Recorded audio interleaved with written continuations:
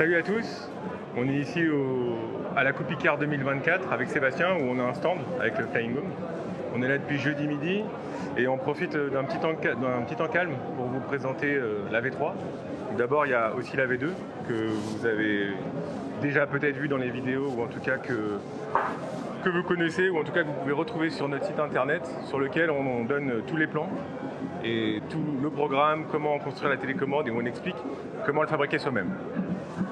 Donc l'idée ici de la vidéo, c'est si vous n'avez pas eu l'occasion de venir à la Coupe Icare, c'est de vous montrer la V3, comment elle est, comment ça fonctionne et vous donner quelques détails techniques.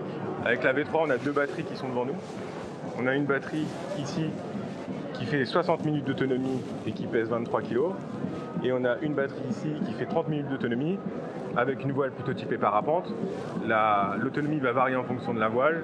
En tout cas, avec une voile typée parapente, on va atteindre 30 minutes et 1 heure d'autonomie. Je vais vous montrer comment ça s'installe. Donc ici d'abord, venez voir le kit. Le Flying Home, c'est quoi? C'est un kit d'électrification pour paramoteur. Ça veut dire quoi? Ça veut dire que si vous avez déjà un châssis et une sellette, et que vous avez un moteur thermique qui ne fonctionne plus, vous voulez passer à l'électrique en économisant le prix d'un châssis et d'une sellette, et bien le kit il est fait pour vous. Vous enlevez les 4 vis, vous retirez le moteur, vous enlevez le réservoir et vous venez mettre le kit à la place. Et c'est parti pour l'électrification, vous pouvez voler en électrique.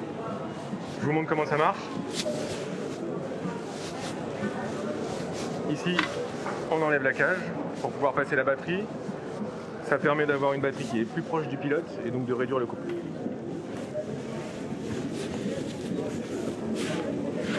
La batterie, je la prends, je viens l'installer directement dans le kit. Hop.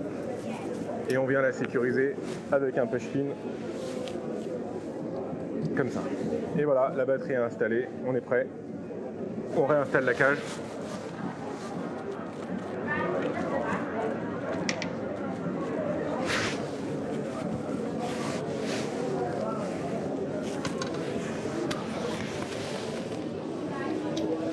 On vient bien sûr s'assurer que les fixations soient toutes bien mises. Et après, on peut brancher la batterie. Ici, on a une sortie USB, où là on a mis une petite LED qui permet soit d'alimenter un téléphone ou des instruments en vol, soit de pouvoir mettre un strobe qu'on vous présentera un peu plus tard. Ici, on retrouve la télécommande. Qu'est-ce qu'on retrouve comme information sur la télécommande? On retrouve l'état du moteur, là il est inactif, le pourcentage de batterie, avec des voyants lumineux verts pour pouvoir voir rapidement l'état des différents éléments, le pourcentage de batterie, l'état de la batterie et sa température, la consommation instantanée et la température du contrôleur, le temps de vol. On a 3 modes que je vais vous présenter après et on a un altimètre et un baromètre intégré.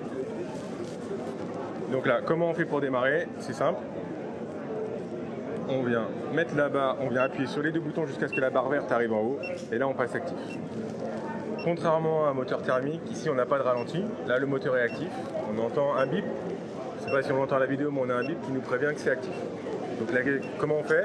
Là, pour voler c'est simple, on vient actionner la manette de gaz et on vole. Pour couper, de la même manière, on vient couper sur le bouton rouge, un appui court et on passe inactif et là on est sécurisé. Pour rentrer dans le détail, qu'est-ce qu'on retrouve sur la télécommande? Donc, je vous ai dit la température, le pourcentage de la batterie. D'abord, c'est là on est en vert, en dessous de 30 degrés on passe en orange, de 30% on passe en orange, en dessous de 15% on passe en rouge. Ici on a la tension de la batterie, en dessous on a la température de la batterie, sur le côté on a la température de la batterie, on est à 17 degrés. On va contrôler en permanence la température de la batterie avec notre système intelligent qui est intégré dans la télécommande. On va interroger sans arrêt et la batterie et le contrôleur pour connaître leur température et assurer la sécurité. Ça, c'est nous qui avons développé le logiciel entièrement et ça permet d'assurer la sécurité de la batterie lithium-ion et la sécurité du pilote à tout moment. On a la consommation instantanée et la température du contrôleur et on a le temps de vol qui a démarré quand j'ai passé le moteur actif et qui s'est arrêté quand je l'ai coupé. On a 3 modes. Un mode éco qui bride la puissance à 70% et qui va faire une accélération douce. On peut voir la barre bleue, je recommence. Une accélération douce et qui permet en fait de pouvoir ne pas être surpris par le coup. on peut passer ensuite en mode normal, où là on débride, où on met en tout cas 100% de la puissance. Et là on va avoir une accélération qui est un peu plus franche, qui va, lorsque je vais mettre la poignée de gaz à fond, prendre 100% de la puissance en environ 3 secondes et demie. Et ensuite on a un mode sport, pour les plus téméraires. Ici je passe en mode sport, et là on va avoir la même chose, 100% de la puissance, avec une accélération de l'ordre de 1 seconde et demie pour atteindre la pleine puissance. Qu'est-ce qu'on retrouve à côté? On retrouve l'altimètre, donc il va se mettre à 0 quand on va allumer le système, et une fois qu'on va décoller, donc il va nous mettre l'altitude qu'on a par rapport au terrain de décollage, et on a un cruise control qu'on présente dans nos vidéos que vous pouvez retrouver sur YouTube, qu'on peut déclencher à partir de 100 mètres, et qui nous permet de maintenir l'altitude. C'est-à-dire que par exemple, je me mets à 120 mètres, je déclenche le cruise control, si je monte, le moteur va ralentir tout seul, si je descends, il va réaccélérer pour qu'on garde toujours les 120 mètres.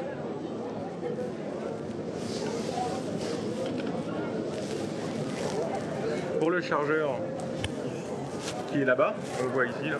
Donc c'est un chargeur simple qui se branche sur une prise de 120 volts, donc on retire la batterie ou on laisse la batterie dans le paramoteur et on vient la charger sur sa prise domestique en 220 volts.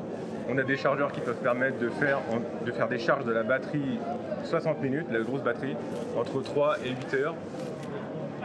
On conseille pas en dessous de 3 heures pour préserver la batterie, mais en tout cas sachez que c'est possible de faire une recharge complète entre 3 et 8 heures. Voilà pour la petite présentation. N'hésitez pas à nous écrire ou à suivre nos vidéos, à nous suivre sur Facebook. À bientôt.